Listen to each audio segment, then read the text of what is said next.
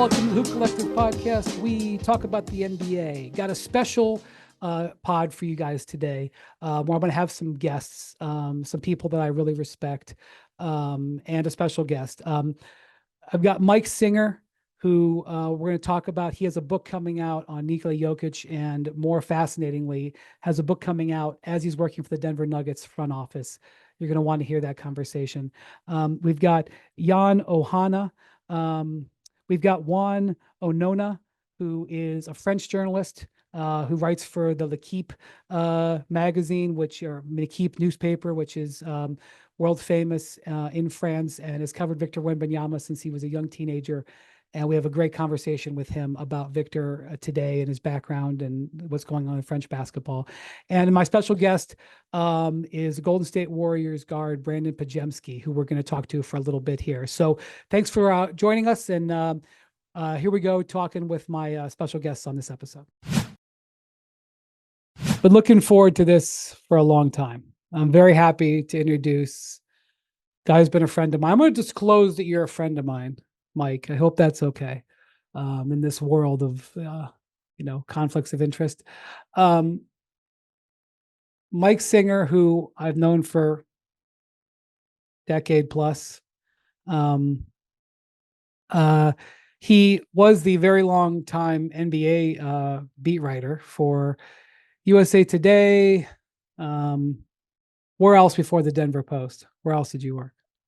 CSN Chicago, CBS Sports. Right, I was about CBS. Yeah, I was the editor, the NBA editor at USA Today with our guys Sam Amick and Jeff Zilgett, and then the Denver Post. Jax, he kept getting fired. It was so sad. So sad. Anyway, he covered the Nuggets for the Denver Post for years, including their championship season 2 years ago. And then he did two things. One, he wrote a book on Nikola Jokic called Why So Serious? The Untold Story of NBA Champion Nikola Jokic by Mike Singer. Do you have the book right there? I don't have my copy because You have the book. Do you want to see the book? Please show it to me. There it is. There you go. Gorgeous. Absolutely gorgeous. Awesome. I love it. It's a beautiful product, and it's got 95 chapters. I don't want to scare people, but it's got 95 chapters. But some of them are very short. That's okay. They're all very short. It's very consumable, is what I've been told. Yes. And he took a year off to write the book, so he didn't actually cover the Nuggets for the paper last year. But this is what's very interesting. As this book, by the way, comes out December 3rd, HarperCollins. Get it at all book retailers. You'll be seeing it around. This is what's fascinating, is that Mike's job today is that he now works for the Denver Nuggets. What is your title? What is the official title that you carry with the Denver Nuggets? It's the Director of Strategy and Intelligence for the Denver Nuggets. And let me just state that these two things happened very independently of one another. That's true. I don't know that people know that, but no one within the organization has read the book. I was hired knowing that this book was in the works and was, due and coming out in December. They happened on simultaneous tracks, and I cannot tell you how fortunate I feel. I also recognize it's a unique situation. That's correct. So this is unusual. This has got to be a unique situation in NBA history. You operate for an organization, you work for an organization, and you have a book coming out on the franchise player. That said, this is a story about the franchise player overcoming various adversities and winning a championship. It's not an unpleasant story. When I did my book on the Cavs winning the 2016 title, it was not that hard to, guys, let's have an interview about the finest moment of your professional lives. I got some no's, but most people were like, yes. Just to be clear, it's not like you were, digging into insider trading scandal here. But I have to assume that this is interesting. And I know that you had something very interesting. We're recording this, by the way, on Wednesday afternoon. What is today? The 13th, just so you know. But something interesting happened to you yesterday. I wonder if you could tell us about that. Yeah, so I got about the first batch of books delivered to me, the first hardcovers. I have four of them. And I decided, the Nuggets have 4 days off. I decided I was going to, give Nicola a copy. I wanted to get out ahead of it as much as I could. I'm proud of it. I think you're going to be proud of it. I wanted to go give it to him. I am proud of it. So I've read it. all right, great. So he has not read it, although he has claimed to have read it, which is garbage. He has not. And so I Oh, bring I him a sent it book. to Yes. him, Mike. Oh, you He and I did? So he's text. already read it? Oh, Oh yeah, I shipped it to him. No in problem. that case, my bad. Yeah. Then forget about all this. But basically, I approached him yesterday with a book. I told him I have something for you. I pull out the book. He's all excited about it. He's like, "Oh, the book!" And then I give him a bottle of rakia along with the book, and I said, "Nicola, you're going to need this." And he goes, "Oh." He's not going to need this. It is, to your point, Brian, it is a pretty unbelievable story of a guy who came out of nowhere in terms of unprecedented rise from the 41st pick overall. He is going to be proud of it, I hope. And, we had a little chat about it. And then I said, hey, flip to the middle. There's some pictures that I think you're going to laugh at. And Let's see him. Come on, for our YouTube audience. Let's see. Well, one of the pictures, I'm going to block one because I want to save it. But one of the pictures, you can't really tell it. It's a log of his practice schedule. And basically, his first coach took meticulous notes about when he would practice. And he only practiced when a game was on the schedule. But if a game wasn't on the schedule, he neglected practice. He went to the river. He was everywhere he could be outside of the gym. So in this practice log, he attends practice 3 straight times, then goes to the game, and then skips the next 12 practices for his team. Wait, how old is he for this? He's about 12 or 13. And so I showed him this log yesterday and I said, hey, man, what's up with this? And he goes, it was the summertime. What was I supposed to do? And so he was, look, he was excited. I think he's going to enjoy it. I can't predict how he's, going to be received. But then what's really cool is that I'm working on getting several Serbian translations that I can give to his parents because his parents don't speak English. And he was like, for real, like that would be really cool. And so again, he was really appreciative of that aspect, and I'm trying to hustle on it.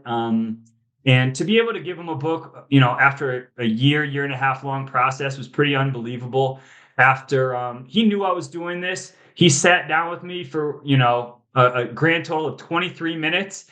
And the longest interview he's ever given a reporter. Is a decent chance of that being true. I think it is, but he was so good. And I didn't really have to like beg and borrow to get some time with him. He understood. I had done enough legwork. I had talked to enough people in his past, in terms of family, in terms of coaches, in terms of former teammates, that honestly, I think he was just more curious. I think he was more curious who I had talked to and what I had learned. And because of our relationship from my reporting at the Denver Post, like there was a pretty solid foundation. I don't want to portray that we're friends or anything like that, but there's a healthy respect. And ultimately, he granted me some time, and the stuff we talked about, he has never addressed before. See, that's the key. That's what I want to stop here. So maybe any player in the modern era, because even Giannis, who largely grew up outside the U.S., his story has been made into a movie by Disney. Okay, Giannis is loquacious. Giannis has given many interviews. We know Giannis's story. We know about him selling the bootleg DVDs on the street. Nobody has been able to get Nikola Jokic's story. And I'm just going to say, this is going to sound like a sales pitch, but Mike went to Serbia. He went to Sombor, where Nikola is from. I assume you went to this river that he referred to. I don't know what is the river? What draws you to the river? Is he fishing? Is he swimming? Is this the river he was whitewater rafting on? This is not the same river he's whitewater rafting on, but there's like this river in Sombor where everybody just like gathers. I cannot tell you how hot it is in the summertime. That's when I went there, and it's like this is literally the place you go to cool off. This is. By the way, how does one get to Sombor? If you wanted to go from Denver to Sombor, which you did, where do you fly? How do you get to Sombor? What goes? How far is the journey? You're pretty curious about this path. I went Denver to Munich, Munich to Belgrade, and then basically the reason why most of this book came about, the Serbian portion at least, because I had a Serbian journalist who I was working with who would help me navigate Serbia. I had this far-fetched idea I was going to rent a car and go to Sombor on myself, and clearly that would not have worked. How far from Belgrade to Sombor? It's about 2 hours. So there's a friend, his name is Marko Ljubomirovic, and he helped me translate. He helped me network. He drove me all around Serbia. He was beyond helpful, and just wanted to see this project come to fruition. And honestly, it wouldn't have happened without him.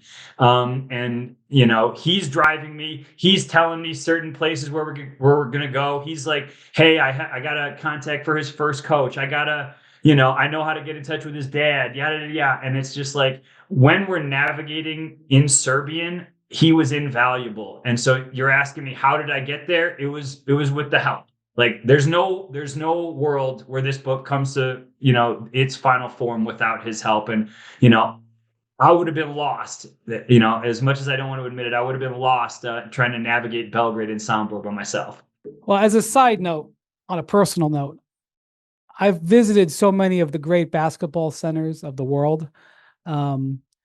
China, the Philippines, obviously all over the US, France. Haven't got a chance to go to Spain yet. I really, really badly want to go to Serbia,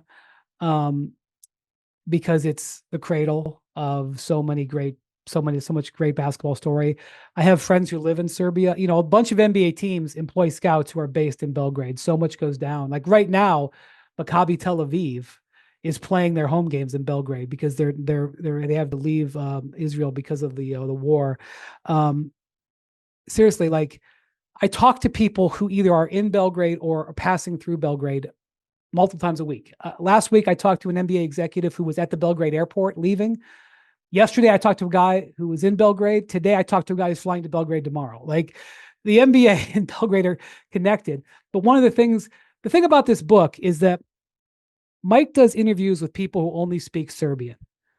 And so naturally, there is a story of Nikola Jokic that has never been told in English. And I know that sounds grandiose, but that's just the truth.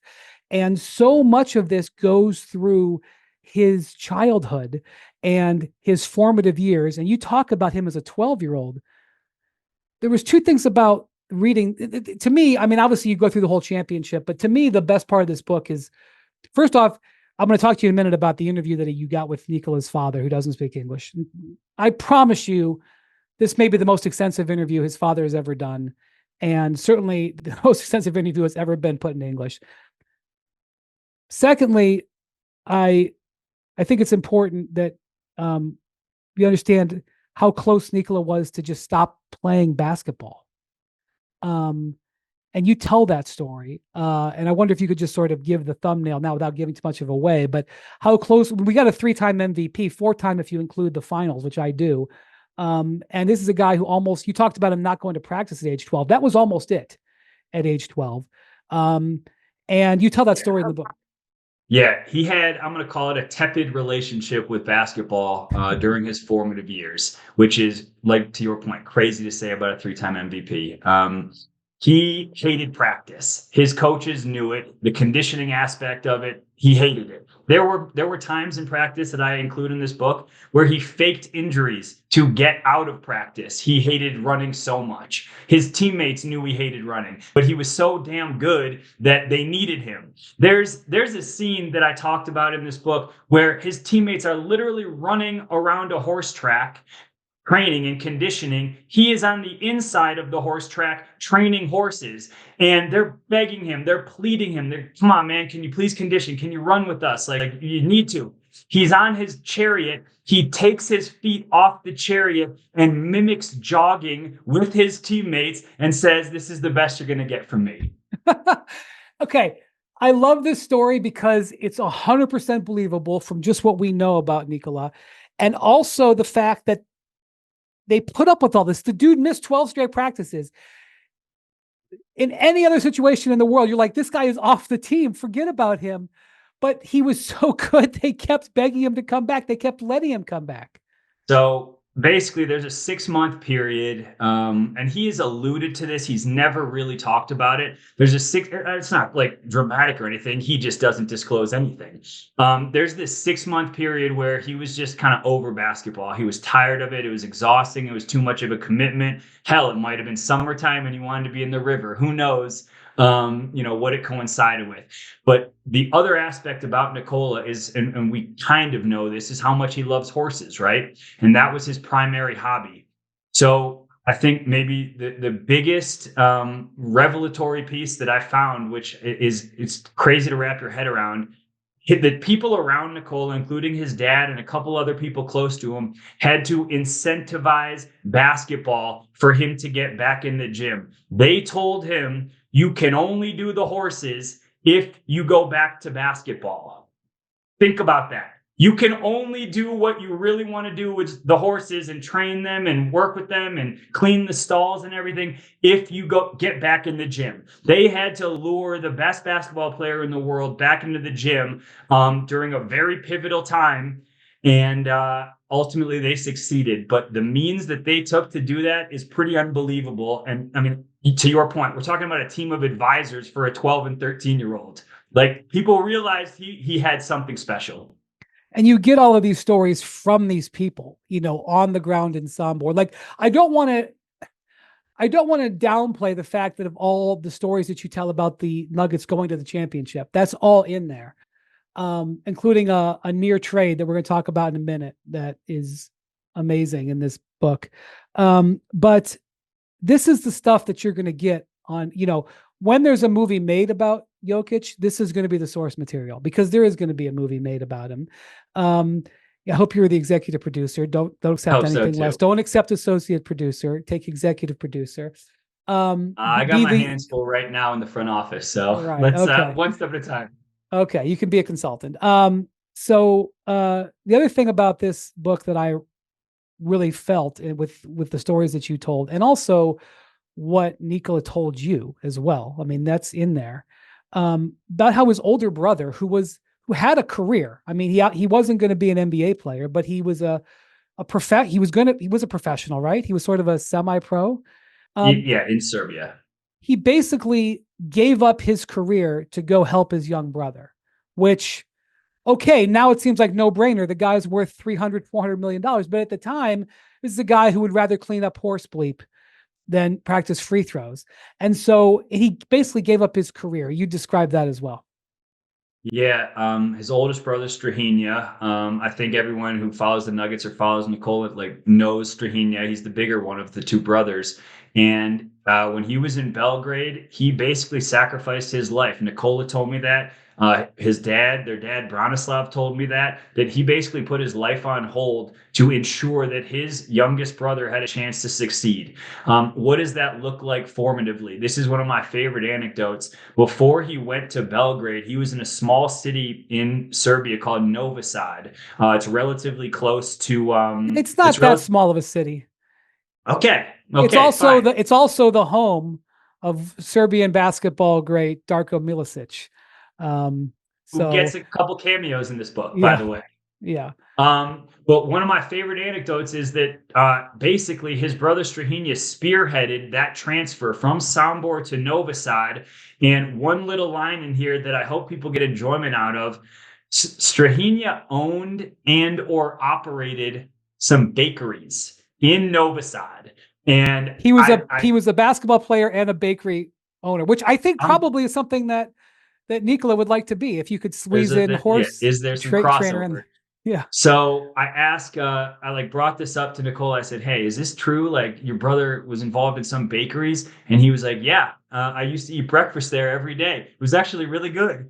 And it is hard for me not to think. There's no way that Strahinja was the baker, but I still like to think that Strahinja was the baker. Was behind the desk there. So, Strahinja sacrificed a ton. And, I interviewed a ton of executives for this, and one of them was former Nuggets president Tim Connolly, who said that Strahinja probably had a vision before anybody else had a vision. He was the one who insisted that he go to Novi Sad. He was the one who negotiated with Miško Raznadovic, who is, a extremely prominent European agent and runs Megabasket, where he ultimately went and played. Strahinja was deeply involved in those negotiations, and Strahinja told me that they had multiple offers before they decided to go to Mega and play for Miško. So Strahinja does not get the credit that he deserves. I tried to give him as much credit as I possibly could, and I did that by talking to his dad and Nikola himself. And both of them validated that this story does not happen without Strahinja.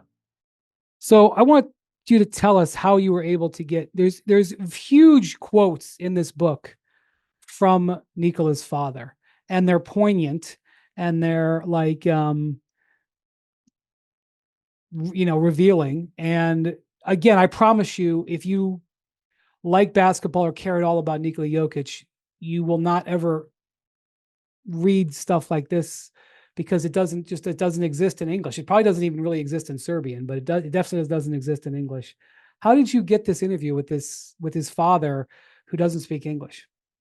So this goes back to my guy Marco had a good relationship with Nikola's dad, Branislav, and he ultimately agreed to answer some questions. And he said, "Send me 10 questions." So we sent him 10 questions, and in English, and Marco translated them for Branislav, and Branislav ends up writing out long form these answers, like long, detailed, unbelievable answers.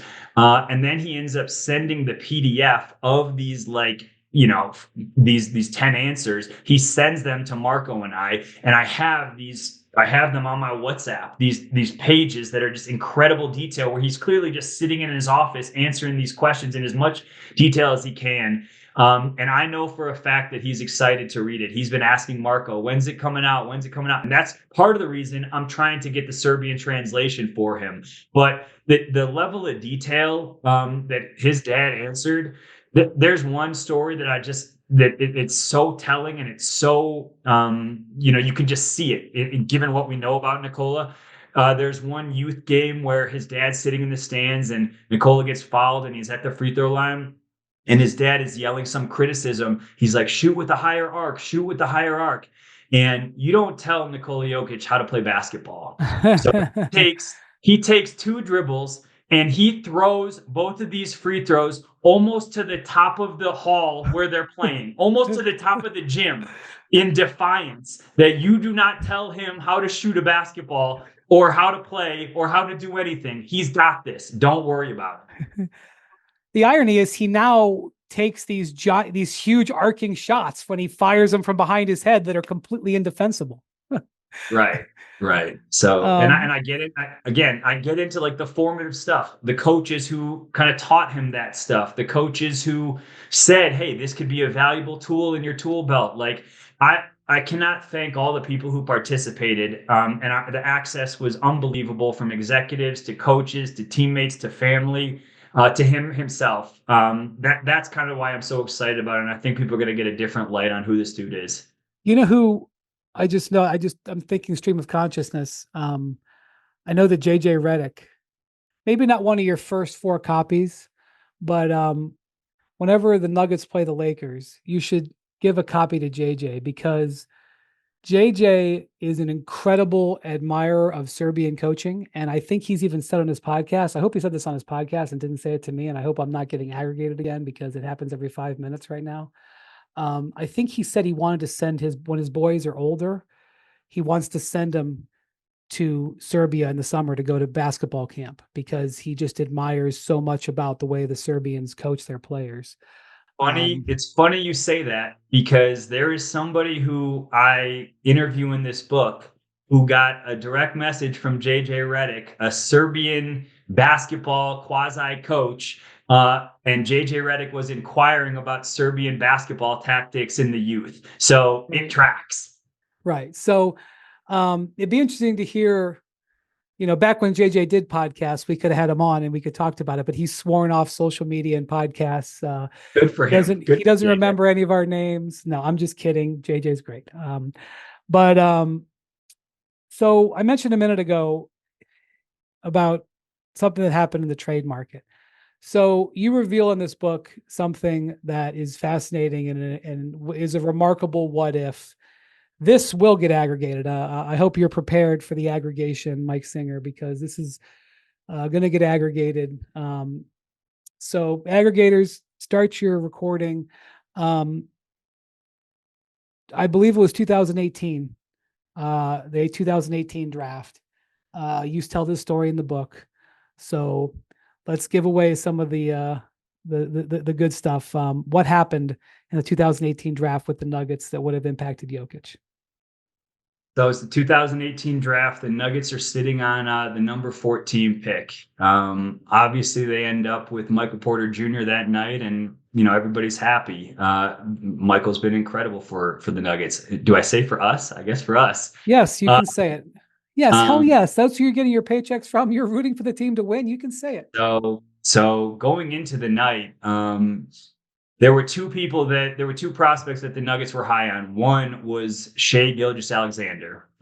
He ends up going, I think, 11 or 12 to the Clippers. He does not last, when the Nuggets are picking. By the way, the Clippers kind of had Jerry West, now that he's no longer with us.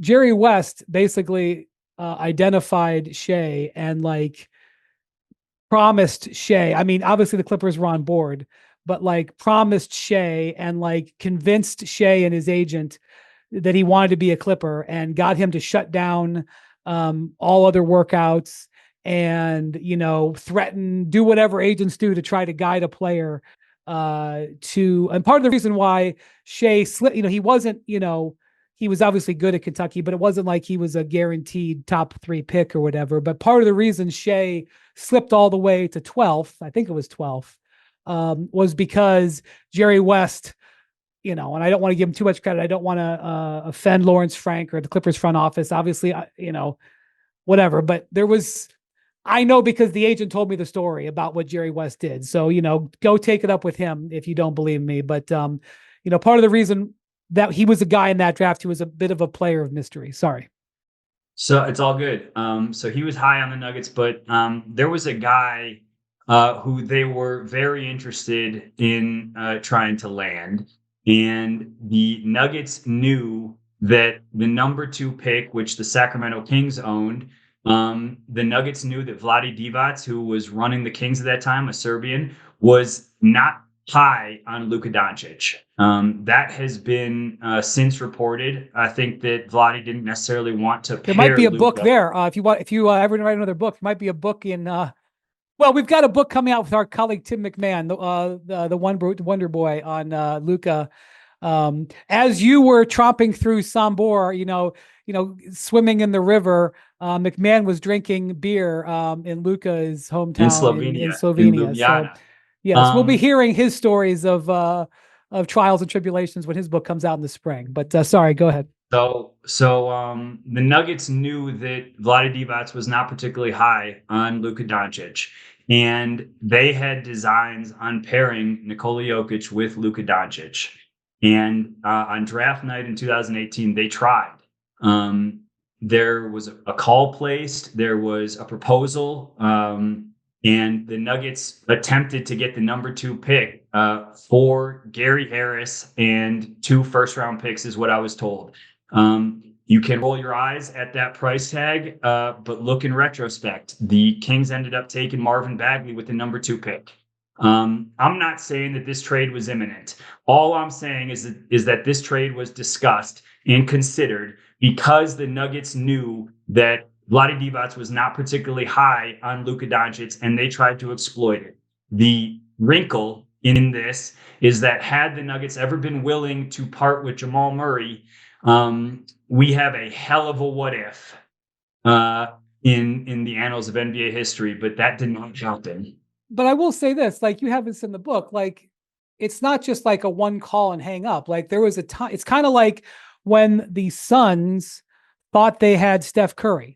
where like there was this famous burst of applause in their draft room that could be heard in the media room a floor below when they thought that they had agreed to a trade to acquire Steph Curry. The irony being the guy trying to acquire him was Steve Kerr, who was the general manager of the Suns. There was a moment that you describe in this book where the Nuggets really did think they had a deal or were very close to a deal. And then obviously it didn't happen because, the deal happened. Who knows when they actually agreed to it, when the Hawks actually agreed to it, but the deal happened while the Hawks were on the clock. It wasn't like it happened at 9 a.m. Right. So, again, I don't know. I was not in the room. I was not in the front office at the time. All I know is that it was considered, explored, vetted. And I have somebody saying anonymously for 30 seconds, we thought we had Luka, which is a gargantuan statement if it would have happened. And ultimately, obviously, Vlade did not think that was enough. And ultimately decided to take Marvin Bagley, and maybe he wishes he would have pulled that trade offer. Who knows? But the Nuggets considered it, and who knows what would have happened had Luka and Nikola ever teamed up. Right. So the Hawks make the deal at 3 to trade back to 5. The key here is how close the Kings were. Obviously, I'm sure the Mavericks made an offer to the Kings. I don't know if that's ever been reported. Who knows? Because ultimately, when you look at a trade situation and the team doesn't do the trade, it's hard to. Anybody's story carries. Anybody, Right. you Right. you get to tell whatever story you want when it doesn't happen, right? Exactly. It's the thing. I talk to teams and I say, well, how close were you? And they go, ask them. We don't know. So, you also bring up in this story about how the Nuggets, and by the way, Jamal Murray has proven to be a championship partner for Jokic. So who knows? Maybe that trade doesn't lead to a championship. And at the end of the day, I have this saying, Singer, winning a championship means never having to say you're sorry. And I truly, truly mean it. And so all roads that led to that banner are verified in my mind. But you have another what if Nuggets trade thing that you have in here that I'd never heard before. Yeah. So this has never been reported. Basically, the year that I'll just say it, the Nuggets were closer than it has ever been known to landing Drew Holiday. Before New Orleans ended up trading Drew Holiday to Milwaukee. The Nuggets tried and were very close. Again, I don't know for certain, but my assumption is that they were closer with Drew than they were on the one we just talked about. But the Drew Holiday trade was very real. And it ultimately would have meant that Aaron Gordon doesn't come to Denver. And it ultimately, do the Nuggets need to apologize for not acquiring Drew Holiday because they They won a do not, championship with because Aaron Gordon was freaking amazing in that championship run and continues to be a vital player on the team. Although they have Exactly. been winning since he got hurt. We'll leave your comment on that on the side right now. But obviously, a what if and whatever, the Gordon trade was a pivotal moment in their rise to a champion. And a So huge and a guy who has and a guy who is really really taken to Nikola, who they are very very close, and a guy who was frankly probably brought to Denver to help protect Nikola defensively in the front court, and certainly Drew Holiday would have been an incredible piece defensively as well. But it was discussed, it was explored, and it was close. And I get into the details of it. I'll save those details for the book, but it was close. And somebody told me that if there was a little bit more, like 90 minutes left in the trade deadline, that it would have gotten done. So that was the season before Gordon came to Denver. So look, we're a little far afield, but I realize yeah, that these are significant moments in the Nuggets history, significant what ifs. There's other stuff. There's other trades in there too. There's one that pertains to Nikola. One savvy team was on him and tried to get Nikola early in his career. I'll save that again for the book, but like there is a ton in here in terms of news, in terms of insight, in terms of who Nikola is as a person that is just not known. And it's not known because he not necessarily doesn't want it to be known, but he doesn't overtly share it. And Brian, you and I were talking, And, you know, I know this from having covered him for 5 years at the Denver Post, but covering Nikola is like an international treasure hunt. Like, you got to piece stuff together. He'll give you tidbits and he'll drop hints, and you got to go and track them down and talk to people and vet them yourself. And, you know, on a newspaper budget, I didn't have the resources to do that. So I did as much as I could in terms of going overseas and getting in contact with people in Serbia and his family. But in writing this book and in doing a deep dive, I really hope that I did it justice in terms of the people who really paved the path for this guy to become an all-time great, because there are so many pivot points where this, I mean, you know, there's a real strong likelihood that this never would have happened. And it's a testament to kind of his will and work ethic that it did. Yeah. It's truly a unique story. By the way, the title, Why So Serious? What is that? Why is that the title? I thought that going with Joker was kind of a cop out. I thought it was a cheap out. And so obviously Joker's famous line in The Dark Knight is, you know, why so serious? And Nikola has actually uttered this line too. And when I showed him the cover of the book last year, he looked at it and he goes, "That is effing awesome." He loved the title of the book because he is kind of it's like a subtle hint. It's like a subtle hat tip to his nickname. I didn't want to be that overt and just be like Joker, whatever, because everybody knows. But why so serious? It's also a play on the fact that, like, this dude ostensibly doesn't take anything seriously, but he takes everything seriously. But what you got to know and what you'll learn is that there is an underlying joke to almost everything he does, and everything he says in the media, specifically for I'll say the last 3 or 4 years. It's a long play. His humor is so dry and he's so sarcastic that he's never going to affirm that he's being sarcastic. You have to piece together 15 different press conferences before you're like, okay, he was messing with me that one time. Yeah, well, he is truly unique, and this is a truly unique product. And so I wish you good luck for this season, Mike. And I wish you very good luck on this book, Why So Serious? The Untold Story of NBA Champion Nikola Jokic, coming out December 3rd. I'm sure you can pre-order it now. Oh yeah, I'm it's a fan of available. the audiobook. I like audiobooks. Did you read the audiobook for this? Yeah. I sure did not. Okay. And I don't blame you for that. I no, read one, and I had an actor read the second one, and there was a reason for that. a guy named Roger Wayne, the guy who read the audiobook for Steve Kerr's book, or the Okay. book about Steve Kerr, and the book The Subtle Art of Not Giving, is the guy who read this book. And I haven't heard it, but also I'll admit to you, I was pretty terrified about being the one to have to read it and have to deal with the pronunciations. All right, Mike, thank you so much for your time. Good luck. Take care, and we'll see you soon. Appreciate it, man. Thank you. All right, now joined by Brandin Podziemski. Brandin, there's no way people could pronounce your name growing up. What did people call you? Anywhere from BP, Pods. Yeah, Pods, right? That seems like the easiest one. Yeah, one of those three. You should have been there last year. I'm sure this happened your whole life when, like, you were starting to take off with the Warriors and we were starting to talk about you on TV, and I had to walk Kendrick Perkins through pronouncing Podziemski. Like if we could have put that like on YouTube, it would have gotten quite a few hits. For real. I want to ask you, how have you handled the going from basically not playing at Illinois to being like NBA all rookie and like what was it, 18 months or something like that? Like, how did you handle all of that? I think,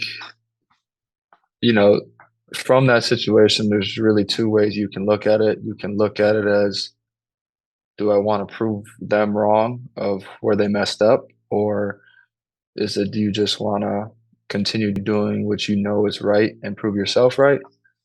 And I think for me, I didn't specifically take either one of those approaches. I think through everything that I accomplished at Santa Clara and through my first year, I always had that feeling in the back of my head of, what happened at Illinois. And I think it's still to this day drives me to be better. But I also don't let it get in the way of all the positives that I put into it. Um, so I don't think I chose here nor there, but I think I've used both in a way to help me progress through these first 2 years. Yeah, you barely played there, right? I saw you played 69 minutes. Like that Yeah. had to be a frustrating season. Yeah, it was frustrated because every high schooler that goes to the Division I level, they're used to having all the limelight, playing all Yeah. the minutes, shooting all the shots, and so going there and having that happen for me, I think, although you can look at it as a negative, I think it was a blessing in disguise for me because it taught me really how to play a role in understanding concepts as a team and what's being asked of you. And I think that helped me last year and even this year with the Warriors of not being the star player, but how to fill a role and do the little things. And so Yeah, that's that's a just good what it, point. Yeah, because that's one of the things you have to learn, right? As a big thing to learn in the NBA. Like, okay, maybe you're going to have a good game or two, but not everybody can be Steph. Not everybody can be LeBron, right. right? Like, when you came into the NBA, did you have a moment where you were like, I'm going to be okay? Like, I might be able to actually do okay here. Did you have any of that concerns or Uh, anything? I think I didn't really have that moment of, yeah, I'm going to be okay. Um, really until I played in that in-season tournament game against Minnesota. Mhm. When Clay got ejected, Draymond was ejected, and Steph was out.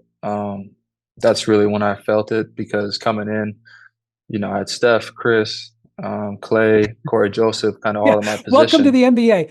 You have Hall of Famer Steve Kerr, Hall of Famer Steph Curry, Hall of Famer Chris Paul, Hall of Famer Klay Thompson, Hall of Famer Draymond Green. Welcome to the NBA.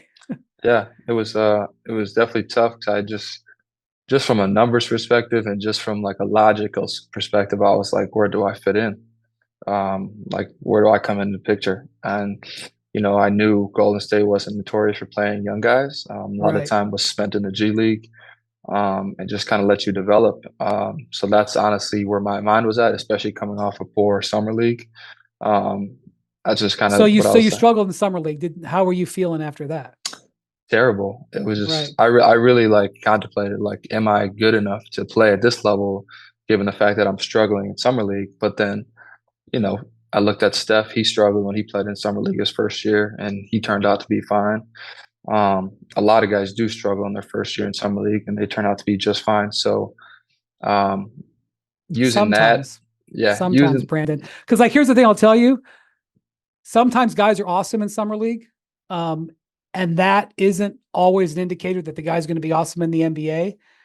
But true, if a guy struggles in summer league, sometimes that's a really rough sign.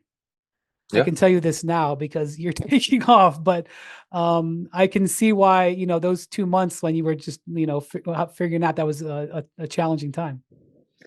yeah. I think, going back to what I was talking about of just the numbers perspective, I didn't know. Um, I knew coming in I wasn't going to change who I was to fit around other people, meaning my personality, my the way I go about things. And so I kind of just brought that, and I think the veterans, respected me for it. They just saw me being me, and they respected me. They knew I played hard, did the little things because of that situation at Illinois. I knew how to play a role, and I think that's what the team needed last year. Yeah, Steph had this great quote about you. He said, "It's easier to tame a lion than it is to get a sheep to show some oomph. The most annoying parts Mhm. about him are the greatest parts about him." I don't, Yeah, I don't know how to take that, but I think it's a compliment. yeah, I think so, and I think another one of those things. Shout out to Steve is just like, what's more dangerous, a dog on a leash or a dog when it's free? And, a dog when it's free is just, a wild thing out there, just kind of doing everything. And I think that just kind of describes me. He kind of just put me out there. And then once he saw I could do it, he just kind of let me be free and just be me. So, like your rookie season was remarkable. You grew every month. How did you approach, coming into this year, knowing you had so much success? And by the way, spent the summer probably seeing and hearing. Brandin Podziemski is untouchable. No, you cannot have Paul George, you cannot have Markkinen because Podziemski is untouchable. Like whether or not you believe it or whatever, like that's a pretty big jump. Yeah, it was hard for me to process it mentally because with anything in life, any industry, any business, with success comes expectation.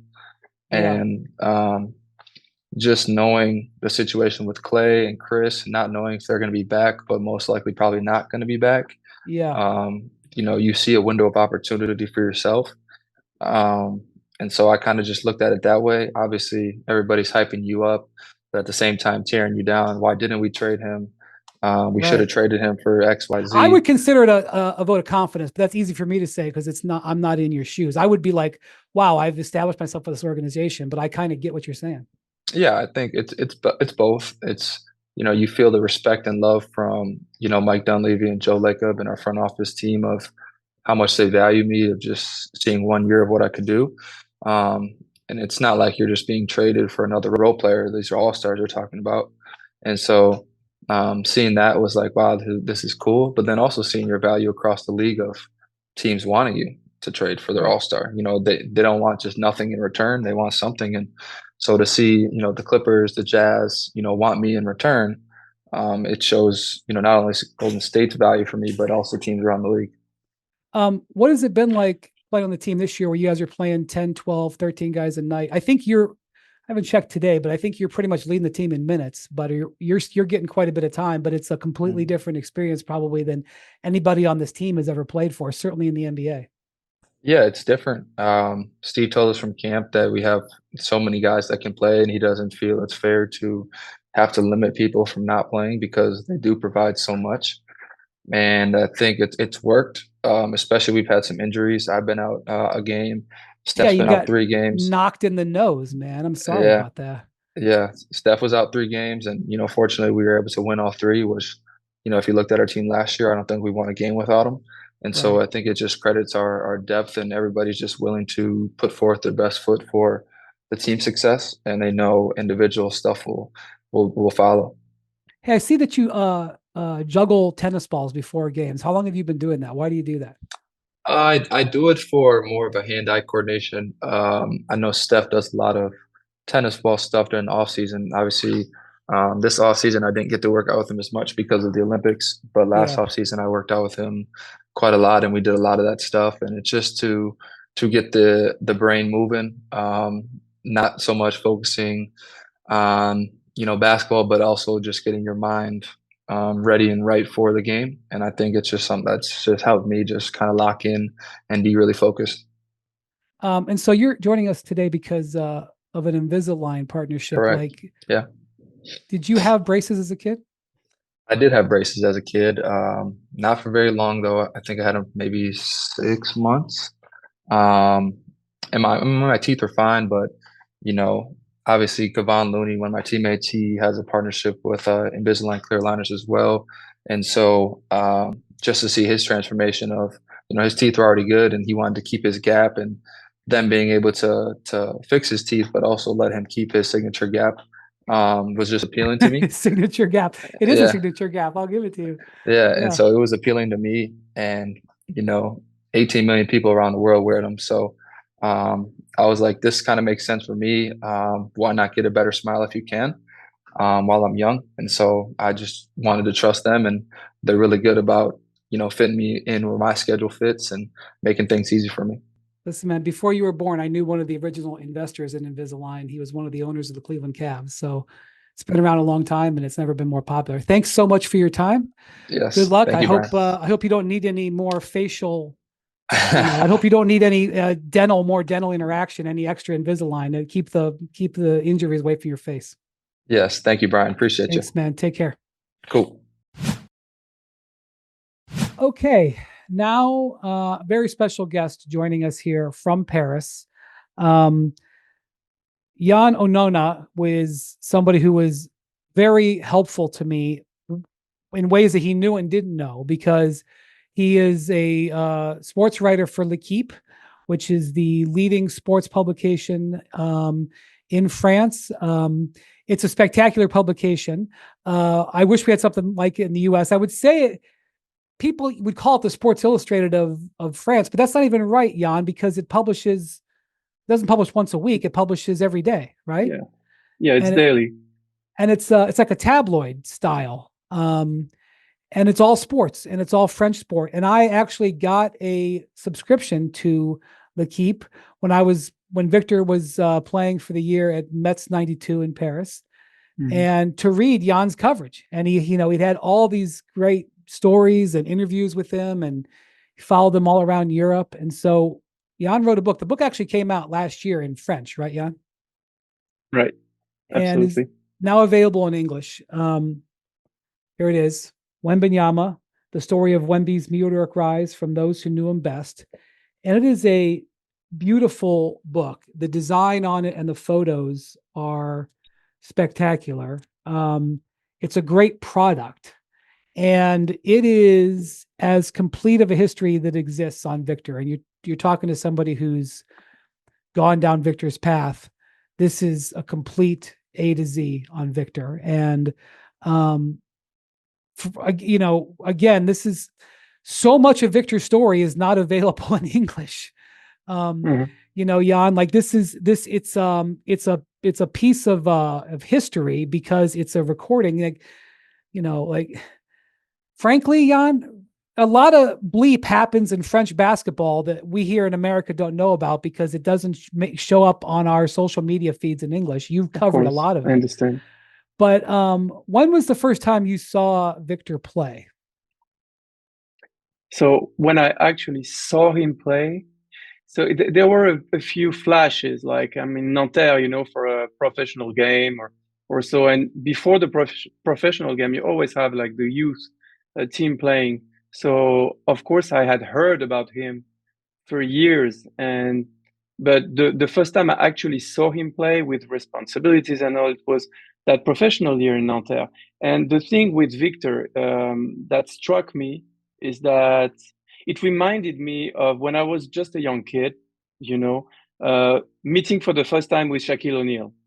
I want you to understand, like I was like a young journalist, 20 years old, I get my first credential to an NBA game and I run into Shaquille O'Neal. I'm like, he's huge, And what I want to say is, 20 years later, with the experience that I have, I still had this kind of shock, like seeing him move. And it's so different to see him move for the first time. And I'm sure you experienced something similar. It's so different than just seeing highlights of him. And so when I saw him for the first time, I'm like, wow, this is different. Just the way he goes to the basket, the way he moves, given his size. I don't want to say obvious things, but I really felt something physically seeing him. It was different. It was just different. Well, I covered Shaq for a year. Obviously, he was already a multi-champion. This was near the end of his career, and I'd seen him many times. But when I saw him every single day, I never got used to how big he was. You never get used to it. And Yann is describing this year that, Victor played with this organization called Nanterre, which is a suburb of Paris, for many years. He went to high school basically in their organization, but he played for their senior team for a year.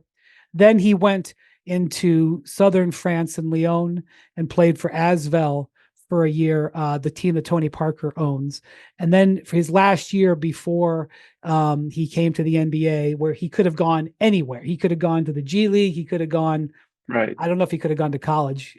They would have been insane. Yeah, anywhere. Australia went to him. Yeah. G League had, I think, a 7-number contract on him. Yeah. Proposal. That's interesting because, the current Traoré, who we'll talk about later, the guy who's going to be the lottery pick, the next French lottery pick. There's a gigantic line of them now.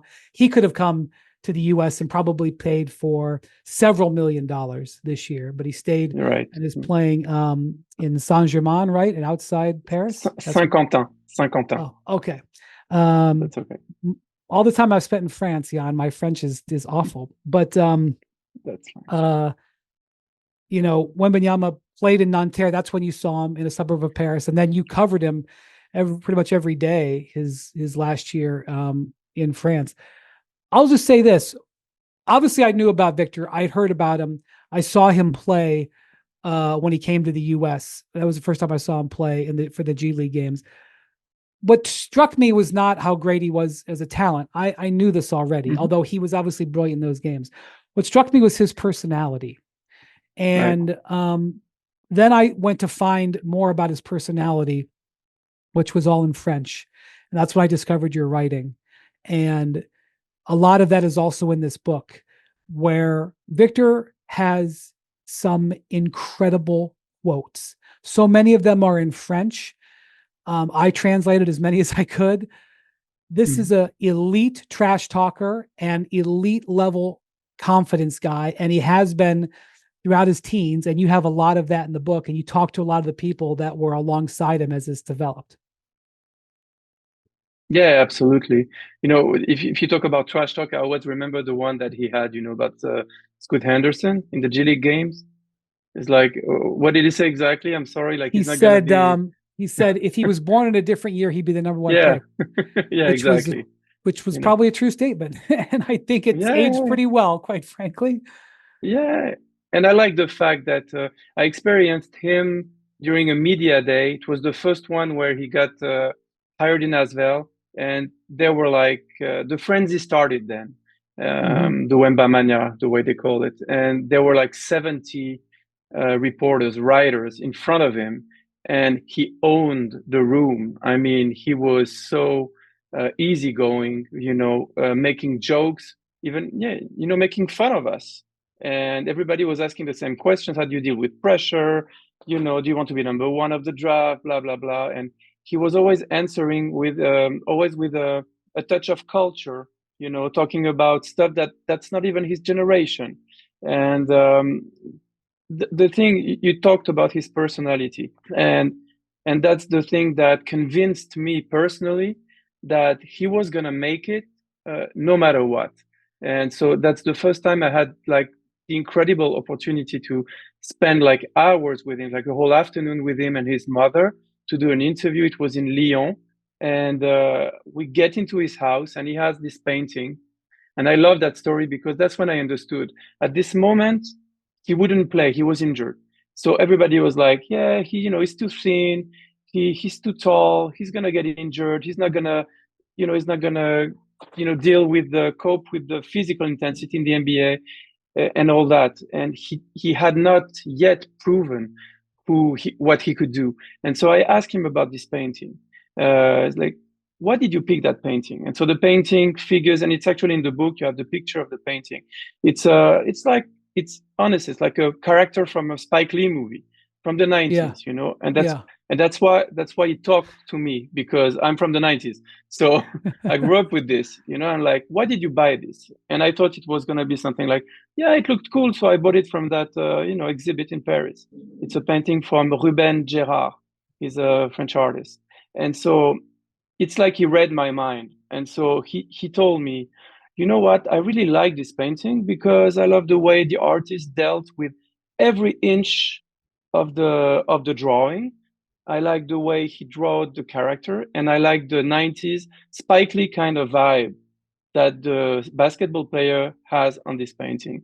That was his exact answer. He was 17, or he just turned 18 actually at that moment. And later on that afternoon, he told me something like, what I want to accomplish in my life is I want to be the perfect version of myself philosophically. I don't want to have any regrets when I die, and I have many projects. I don't know. I was not used to hearing that from someone that young and from an athlete.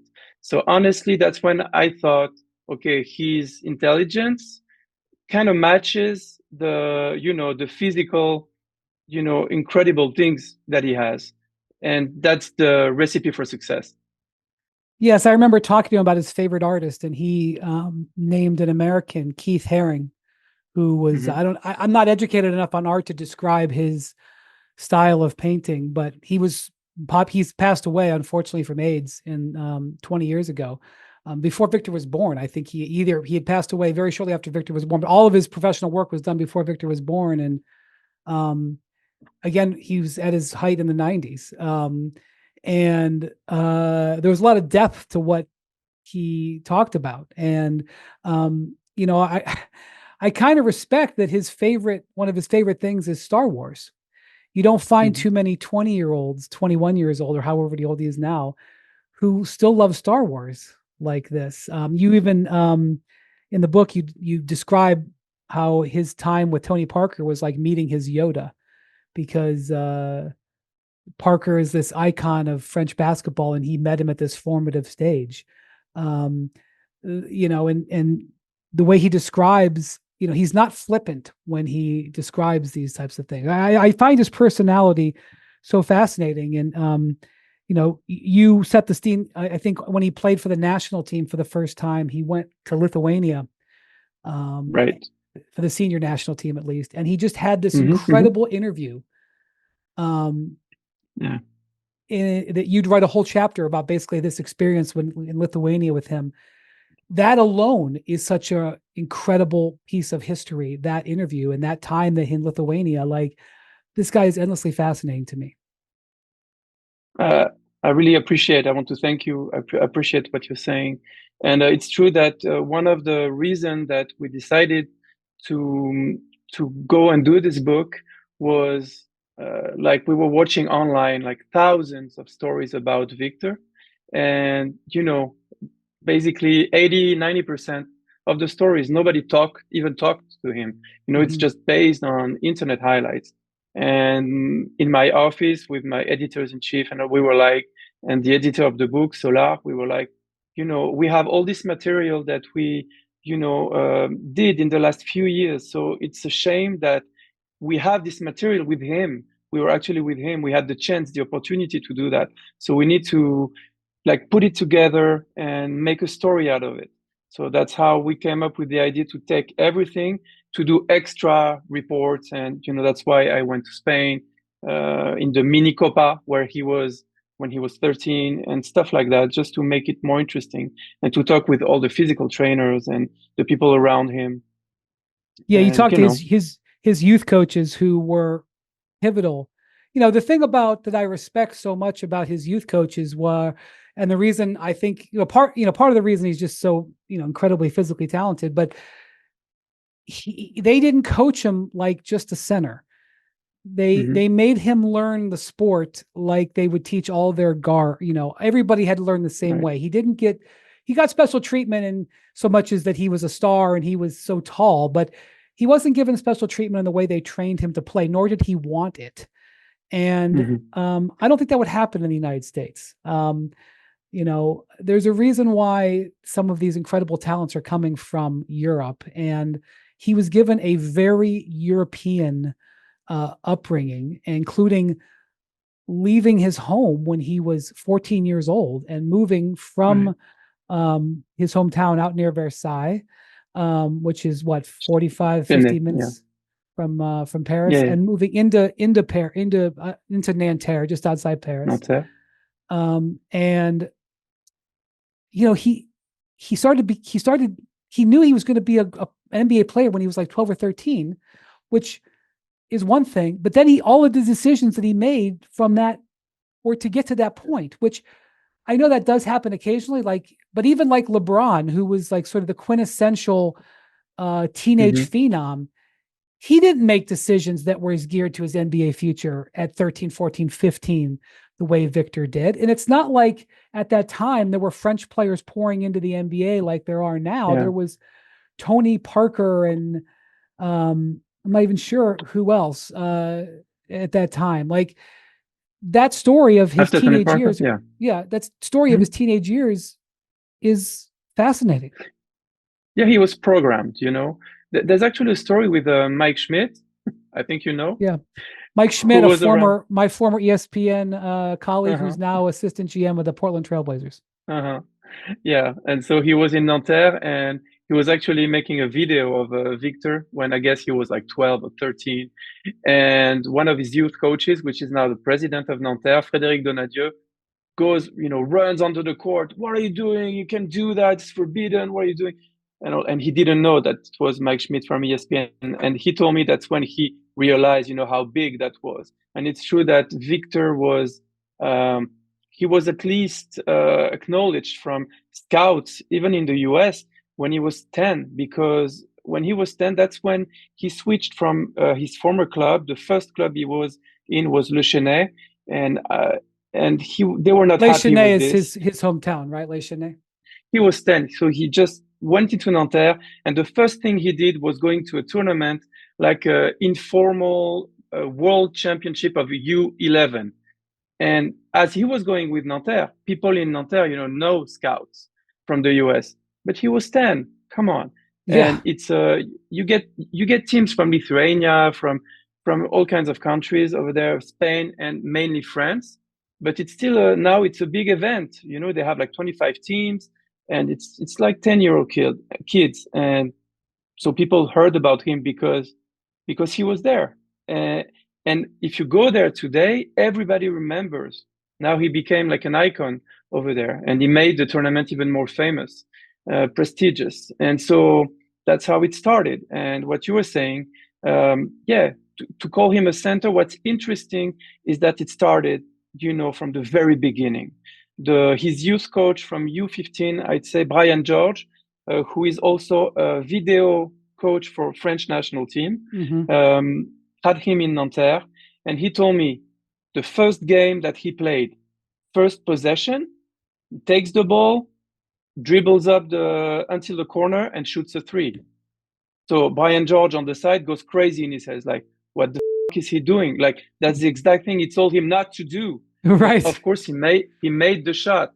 Yeah. And anytime someone told him, to not be who he wants to be, he went the opposite way. And I think that's interesting, because you hear all those debates that people have today about, oh, he shoots too many threes, or he plays like a guard. So while I find this true, it's true that maybe he should be maybe closer to the basket or whatever, given that's the area where he's dominant for sure. So maybe he should be, but like, who am I or who are we to judge this? Like, he always wanted to do things differently, and apparently kind of works out for him. So it's more a matter of balance. But I find it interesting that that's a debate that came, that goes back to his childhood, and that's a pattern, and he's always fighting that, and that still resonates today. Yes, absolutely still resonates, because he is taking a very high volume of threes. But they've been trying to tell him not to take so many since he was a child. I think I remember Jonathan Givony, our ESPN draft expert, who saw him for the first time, and I can't remember the name of the event. Givony would be upset if I didn't remember, but he saw him. He had heard about him, and he saw him, and he went to see him, and it was somewhere abroad. It was, he was playing, I don't remember, it was somewhere outside of France, and he didn't play well at all. And and I remember I was with Givony when he brought this tournament up to Victor. He's like, the first time I saw you, you were 16 or 17, and you played in this event, and you weren't that impressive. And he goes, yes, I know, the coach played me at center, and I wasn't interested in playing. I was like, I shut down. Yeah, that's him. Yeah. No, that's him. Yeah. So I want to talk a little bit about the French national team. You were at the Olympics every day with me, covering the French team. Fascinating couple of weeks there in Lille and in Paris. The French national team had an amazing 2 weeks. And again, this is one of those things where if it was in English, it would be amazing. There was a lot of drama with the team. I remember the night that they upset Canada, which was a huge upset. I was just sitting in the arena, and I was scrolling basically French Twitter, just translating everything. And I was just laughing hysterically because of the reactions the French were having about this. They were underachieving. They had underachieved in the World Cup the year before. They were underachieving. They got blown out by Germany in pool play, and they end up in the final again. For the American audience that doesn't know what went down, could you say kind of what went down with the French national team during the Olympics? That was amazing. I think that the French national team was not at its peak during these Olympics. People thought that they're supposed to go to the final, or I don't know what, but I don't think so, because we are out of a dominant point guard for the recent years, and Victor it was his first tournament, except for the youth programs. He actually had a final against USA, in the World U21 against very famously, Kjell Holmgren. yes, fouled out and was furious, Yeah. and lost Yeah. by a couple of points. Yeah. That's where the rivalry that you see today comes from, obviously, from that game. And yeah. Tokyo, where Yeah. the French beat the Americans in the 2019 Right. World Cup in France, and then beat the Americans again in the Tokyo pool play, and then played a very tight game in the Olympic final in Tokyo as well. Yeah, the World Cup was in China. That's right. China, Yes. 2019. Yes. So anyway, so France was not that, that good. We had talent, but Nando De Colo, Nicolas Batum, they're like 35, 37. They're not at their peak, so it was hard to know what's gonna happen. And of course, Victor was a key of what was gonna happen, and that that takes us back to our conversation, because what I found interesting was Victor's tournament was really interesting. The first pool play, 3 games, he piled up numbers, but to my opinion, I don't think he played that well, and I think he was playing too much outside, and he was preventing some other players, some guards, to be who they're supposed to be on that team. And what happened before the game against Canada is they decided to bench Rudy Gobert and to move, just so they could move Wemby to the number 5, and that unleashed Gershon Yabusele, which really well now, because of his dunk. Dominating for the 76ers. Yeah. He's having a hell of a, early season. So that unleashed Gershon Yabusele, that put Victor back in his natural environment and position, which doesn't prevent him from going, behind the 3-point line. But that's where he should be. And that's how France changed the way they played. With no disrespect to Rudy Gobert, which has been a major piece of this team, especially in the games against USA, actually, that we won. He was always a dominant piece, And so Victor at the beginning was piling up numbers, but not doing that much, not enough for the team. And then he was like missing a lot of shots in the, quarterfinals and semifinals, but he was absolutely dominant, especially on the defensive end. And he was completely clutch in both games against Canada and Germany, blocking everything, preventing the shots. He was amazing. So that was interesting, because there was a process of adjusting to the team and the team adjusting to him. And I think that's a big process, especially without a dominant point guard, which might be Traoré in the next couple of years. Yeah, so they also benched Evan Fournier, right? He came off the bench as well. And, Vincent Collet, who was like the Greg Popovich of France, he'd been the national team coach for 17 years or something like that? 15 years, yeah. 15 years. He just resigned. He just stopped. Yeah. Yes. And he's come to the Cavs as a consultant, and the Cavs have yet to lose since Collet. I don't know what will happen between now and this pod comes out, but Collet, is it the Collet effect? Collet effect. The Cavs are unbeatable with Vincent Collet. But Collet had to make these difficult coaching decisions, and people were calling for his head. They were just, with all due respect, MFing him in French. I saw it. And he makes these very gutsy changes, and all of a sudden France turns it around and makes this run to the gold medal game. And the crowds at the arena were crazy, and it was all of a sudden this magical week. And the U.S. was under threat, almost losing to Serbia, and then facing, with Victor at full power in the title game. And with this French, this youth French movement, Alex Sarr and Zachary Richeche were not on the national team. And Nolan Traore, who will be in the top 5, Givoni has him number 5 right now in his rankings, top 5, top 7 of this upcoming draft. Yeah. Those guys, I assume, will all be there come Los Angeles, where I think we're going to see, pending Serbia, we're going to see potentially a third straight time France versus the U.S. It is a real budding rivalry. I know that the Americans don't feel that way, because they probably don't even remember who they played in the last 2 finals, the average American fan, but I certainly do. And, this is France basketball is having a real moment now. Is that something that you think the country is feeling and embracing? Oh yeah, and obviously, I mean, like you have a project in Paris right now. It's been 30 years that we've been waiting for a club in Paris. The Paris was champion in the French league in 1997, and since then it's almost nothing.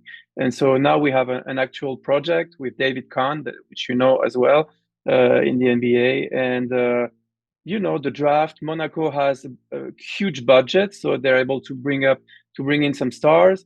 Asvel is a pretty good team. You know, it's been in the EuroLeague for the last 5 years. So, of course, there's a moment. And when Victor came back, and that's important, from Vegas, like, I mean, the people, basketball people knew, but for France to realize that we had like a generational talent, you know, in France, he had to go to the US, to Vegas, play his games, and then all of a sudden he became a star. And the whole season, you know, he filled all, not arenas, like stadiums, you know. They were like, 20,000 seats every given, any given night. So yeah, no, of course we're aware of that. And the thing is, every summer we win medals in the youth tournaments, Euro championships, and stuff like that. And last summer was like a record. We had like 8 medals in those kind of tournaments. We used to be beaten up by Spain. Now it happens, you know, on a regular basis that we beat Spain and we go to the gold medal. So you see that we have good generations. And while France usually have maybe more athletic power than the average basketball nation, we also have a very powerful growing system that goes through INSEP. I'm sure you know INSEP is like INSEP is like a sport academy in Paris. Is that fair to say it that? Yeah. Yeah. Funded and financed by the state, and all the detection program. It's all an ecosystem that is founded by the country, by the government. So it's very important to understand that, and they do that for all sports. That's why, as well, you have a daily newspaper talking about all sports. That's the philosophy. It's not about money. It's about, you know, giving a chance to everyone to, you know, to do something and to be good at something. And the basketball French system has become one of the best in the world. So we have the talent, but also we have the way to grow it. So you have INSEP, and each club has a growing center, you know, and you have private academies, but not that many. But, you know, and so many talents. And Nolan Traoré is the one we're more excited at the moment, but there are many more. If the French, and that, you know, obviously it was international crowd, but it was mostly French fans there. I mean, let's be honest. Oh, yeah, no. So the French can come. The French are interested in it. The French have great players. France can crack it. Yeah. France can do this. You talk about Paris basket. I will just say that, like, when I went to see Victor, you know, there's this sort of the junior teams of each team play in this game. It's called the Espoir. Am I pronouncing that correct, Juan? Yann? Yeah. Espoir. It's sort of like the JV game we would call in the America. Right. And I go to see Asvel play against Metropolitan 92. And that is Victor's team against Tony Parker's old team. And in the Espoir game, I watch Zachary Richelet play against Bilal Koulibaly. Okay. So I see on the same evening in France, the next 2 number 1 overall picks, and Koulibaly, who's the number 8 pick. I see 3 top 8 picks over a 24-month span, and there's more. And so I would just say, if you're a fan of basketball, read Yann's book. Number 1, you should get it. Number 2, pay attention to France. Do yourself a favor and pay attention to French basketball and embrace the rivalry that's growing between the French and the Americans. So Vincent Collet retired as French. He didn't resign. They actually let him go. Okay. I guess back-to-back silvers weren't good enough. You know, Durant, Curry, and he wanted to stay. LeBron. He wanted to stay a bit more. Durant, Curry, and LeBron beating you by 5, 8 points, whatever it was. That's not good enough. But you know, I would want that. Let's put it this way: I would want that job if I was a basketball coach. I would want that job. But like, there's a lot of excitement about, and one of the things that LeBron described the gold medal game as a game 7. Victor played amazing, and so his start with the Spurs this year has been up and down. He's had a couple of good games lately. but I saw Victor in a winner take all game, and he was breathtakingly great. And I think we're headed for more of that, Yann. Yeah, he loves that. He's a true competitor. And what makes it great is that he loves to play. Like, he needs his teammates. And, there's a whole part about this in the book. He loves board games, and he needs to play. And everybody around him makes the way he learns a game. Like, his physical trainer, he always does things out of the box. And so Victor always it's mixes. famous. There's some great videos of that stuff going on. Yeah. Like the pregame routines and stuff. Yes, yeah. The bear crawling, but there are a lot of that. Like in private, they do a lot of different things, And yeah, of course. But he's a true competitor. He can't stand to lose, and at the same time, he's a true player. He loves ball. And I want to say a word about one of the coaches I think was the most inspiring for him is Karim Boubekri. And I think that was his coach when he was really young, like 10, 12 years old. Yeah, when he got to Nanterre, and that's the hand coach, like handling. The handling coach. He, to relate to our listeners, he knew the And One mixtapes. He was really talking about 1990s. So, he was obsessed with the And One mixtapes, and he taught the players the And One stuff. Exactly. And not only the N1 stuff, but N1, of course. But he comes like me from a time where we would need to, go to the flea market or the black market. And, it was very just to find NBA games tapes, So when a tape went out in France, we would give it, between friends, and we would watch and rewatch it many times. So we were crazy about that. And he would coach all his youngsters, all the dribbles, like the killer crossover from Tim Hardaway, for example. AI tricks, Allen Iverson tricks, and the stuff from Europe, like the Sham God from Bodiroga, which is a very famous dribble trick, and actually Victor pulled that last year against Rudy Gobert during a game. That was an amazing move. So that's the hand coach. That's interesting because Victor always worked on his hands, and he's supposed to not be that, a good ball handler because of his big hands, but he likes to draw, he likes to do Lego, and he likes to dribble, and the whole thing connects.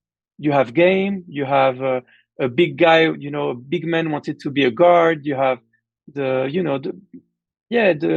love of the game and the love to play. I like that. And you can find all about all of that stuff in Yann's book, Wembanyama, The Story of Wemby's Meteoric Rise from Those Who Knew Him Best. Yann, thanks so much for staying up late in Paris to talk to us. I look forward to seeing you your time. In the U.S. at big events and big Victor games, and of course overseas where we've run into each other a lot. Always working very hard. We didn't even get into the women's, the drama with the women. Which was almost I thought it was going to be the miracle on, in the U.S. we call the miracle on ice in 1980, upsetting the Russians. I was in my head writing the miracle on the Seine because I thought the French women were going to upset the American women, but that'll be a story for another day. You might even work on another book if that had happened, but thank you so much, Yann. We'll see you down the line. Thank you for having me. Have a great one. Okay. Thank you. See you soon.